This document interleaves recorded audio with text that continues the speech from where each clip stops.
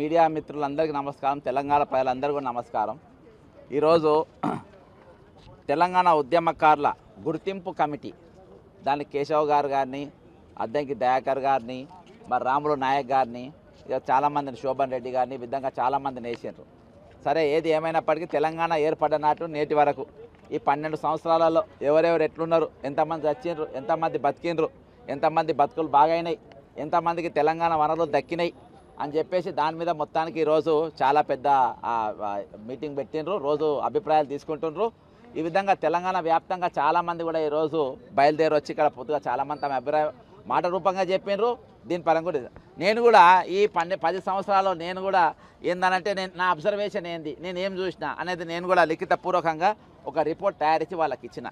ఇందులో ముఖ్యంగా ఈరోజు తెలంగాణ నిర్మాణం అంటే ఆ రోజు శ్రీకాంతాచారి గారు కానీ లేకుంటే కిష్టయ్య గారు కానీ చాలా 12 మంది మరి తమ ప్రాణాలు పెట్టి మరి ఇంతమంది ఉద్యమంలో పాల్గొన్నది. కూలగొట్టిన బిల్డింగ్లు కూలగొట్టి కట్టడానికి కాదు. ఈరోజు బతుకులు నిలబెట్టడానికి, ఆత్మగౌరవం నిలబెట్టడానికి, స్వయంపాలన నిలబెట్టడానికి, మిగులు బడ్జెట్తో ఏర్పడ్డ తెలంగాణను ప్రపంచవ్యాప్తంగా మనకంటూ ఒక ప్రత్యేకమైన స్థానాన్ని చూపించుకోవాలని చెప్పి మనం తెలుసుకున్నాం.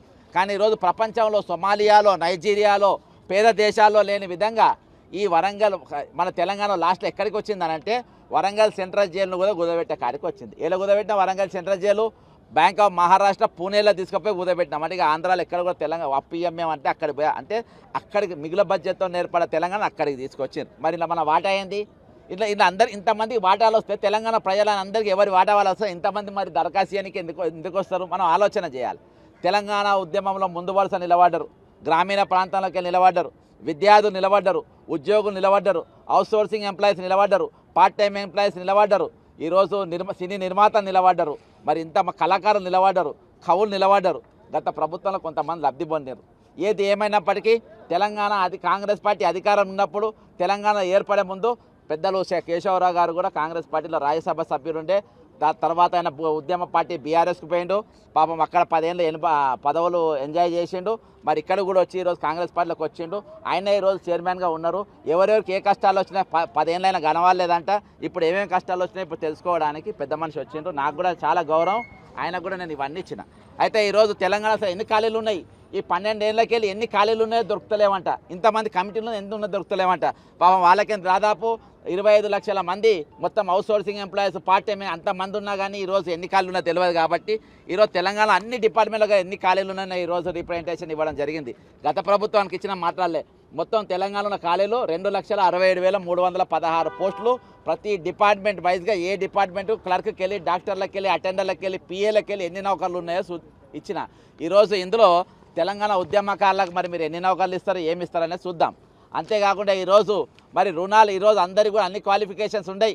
చాలామంది చాలా రకాలుగా త్యాగాలు చేసిండ్రు. ఈరోజు వాళ్ళకి ఈరోజు మామూలుగా 20-30 వేలతో అయిపోయేటువంటి ప్రాణహిత చేవెళ్లను లేదు రాజశేఖర రెడ్డి గారు మరి తల మీద నీళ్లు పోస్తే కాళ్ళ మీదకి వచ్చేటట్టుగా ప్రాజెక్ట్ కట్టి నేను అట్లా కట్ట ఇది ఆత్మగౌరవ తెలంగాణ, మేము కాళ్ళ మీదకే తల మీదకి తీసుకుపోతామని చెప్పేసి కాళేశ్వరం కట్టింది. కాళేశ్వరం ఎందుకంటే తలకెళ్ళి తలకాయ మీదకి ఎక్కియాలి. దానివల్ల ఏమైంది చెప్పి ఈరోజు అప్పుల పాలైంది. దీనివల్ల అయింది ఈరోజు ఏమేమి స్కామ్లు అవన్నీ కూడా ఈ రోజునే ఇచ్చిన. వీటన్నిటి కూడా ఎంక్వైరీ చేయాలి. మిషన్ భగీరథ కట్టిండ్రు, ఈరోజు మీ కాళేశ్వరం కట్టిండ్రు. ఇది ఎన్నో పేపర్ 2016 పేపర్ లీకు, 2022 వీకు, అవన్నీ కూడా ఆలోచించాల్సిన అవసరం ఉందని చెప్పిన. ఈరోజు తెలంగాణకి వెళ్ళి నలుమూలకి వెళ్ళి చాలామంది వచ్చి వినతి పత్రాలు ఇస్తూ ఉన్నారు. ఏ ఒక్క వినతి పత్రం కూడా పడేయడానికి వీల్లేదు. గతంలో సకల జిల్లా సర్వే అని చెప్పి కేసీఆర్ గారు చేసిండ్రు.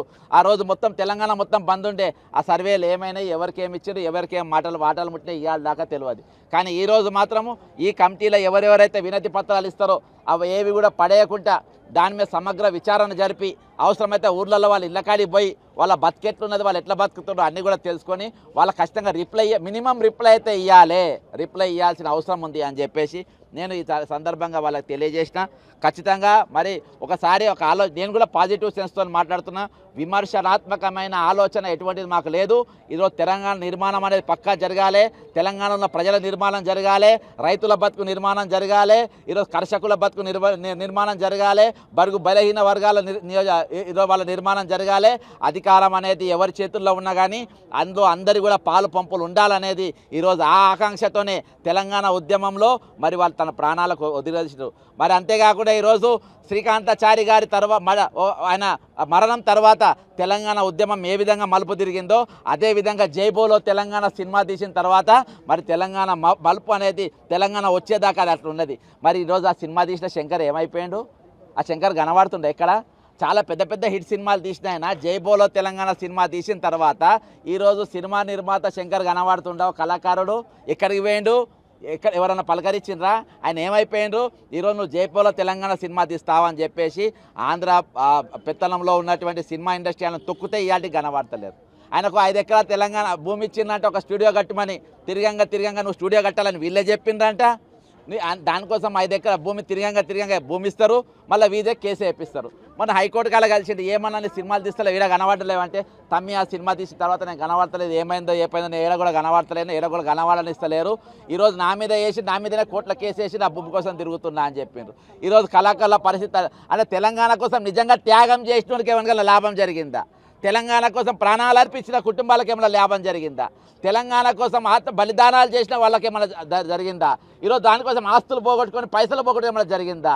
ఈరోజు వాళ్ళందరూ ఇలా కనబడ్డారు చాలా రోజుల తర్వాత అలసిపోయిన ముఖాలను చూసినా, ఇప్పటిదాకా లోపల అలసిపోయిన ముఖాలను చూసినా, నీరుగారిపోయిన ముఖాలను చూసినా, నిరసించి ముఖాలపైన చూసినా కనీసం ఇప్పటినా వాళ్ళను పుష్పించేటట్టుగా మీరు చేయాలి, చిగురించేటట్టుగా చేయాలి, వాళ్ళ బతుకులు మళ్ళీ బాగు చేసే ఆలోచన చేయాలని కోరుకుంటూ ఇది అవినీతిని అనేది పూర్తిగా బాలదోలాలి. అవినీతి లేని తెలంగాణ కోసం పోరాటం తెచ్చిండ్రు, ఆ అవినీతి జరగకుండా చూడాలి. ఈరోజు ఆంధ్రాలో ఏమేమి చేస్తున్నారు? అక్కడ జాబ్ క్యాలెండర్ తీసుకుని జాబ్ క్యాలెండర్ లేదు ఇక ఇవాటి వరకు. పిఆర్సీలు ఉన్నాయి కదా, పిఆర్సీలు లేవు, ఇక్కడ డిఏలు ఉన్నాయి, అన్ని భారతదేశం మొత్తం డిఏలు లేవు. కాబట్టి ఇటువంటి ఆలోచన అనేకమైన ఆలోచన చేయాల్సిన అవసరం ఉంది. ఇవి కట్టే నీరు రాయి అయిపోకుండా ఈ ఇచ్చిన ఖైదాలకు జీవం పోయాలని కోరుకుంటూ సెలవు తీసుకుంటున్నా. జై తెలంగాణ, అమరవీరులకు జోహార్లు.